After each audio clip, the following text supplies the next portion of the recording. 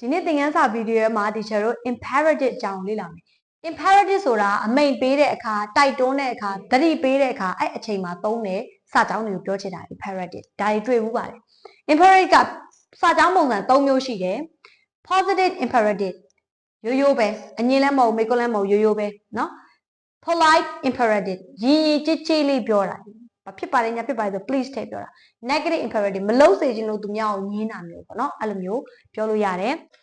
imperative ကဘာနဲ့စအောင်လဲ verb တွေနဲ့စတယ် verb တွေကိုအသုံးပြုပြီးတော့စာသားလုပ်တာပေါ့เนาะ verb တွေနဲ့စရမယ်ဒီမှာဆိုရင်ထိုင်ပါဆိုရင် sit down လို့ဆိုဒါ verb ဒီအရှိမ I လည်းမပေါ့ you လည်းမပေါ့ he လည်းမပေါ့ she လည်းမပေါ့ဘာမှထည့်စရာမလို you sit down လို့မပြောဘူး he sits down လို့မပြောဘူးဒီတိုင်းပြောလိုက်ထိုင် sit down အဲ့လိုအခြေအနေမျိုးကိုသုံးတာကို imperative လို့ခေါ်တာရှေ့က subject မလို့ IOU သိရှိမလို့တယောက်ကလက်ညှိုးထိုးပြီးတော့ခိုင်းလိုက်တာအမိန်ပေးလိုက်တာမျိုးဒုတိယတစ်ခုကနည်းနည်းရင်ကြီးကြီးလေးပြောမယ်ကိုယ့်ထက်အကြီးတွေပါဆိုရင်ကြတော့ဘာလေးထည့်ပြောရင်ရလဲ please လေးထည့်ပြောရင်ရတယ် please ကအရှိမထည့်လဲရတယ်အနောက်မှာထည့်လဲရတယ်အနောက်မှာထည့်မှာဆိုရင်တော့ comma ထည့်ရမယ် please sit down ထိုင်ပါအောင်ခုန sit down ထိုင်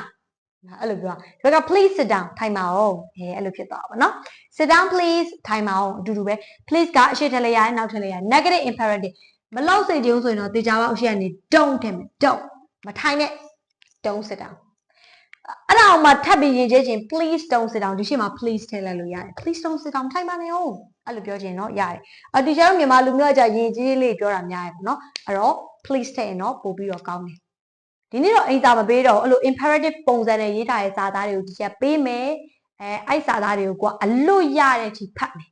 အဲ့ဒါမှအဆင်ပြေပါနော်သူများကိုခိုင်းတတ်အောင်အမိန်ပေးတတ်အောင်ဒါဆိုရင်ဒီနေ့သင်ခန်းစာတော့ဒီလောက်ပါပဲ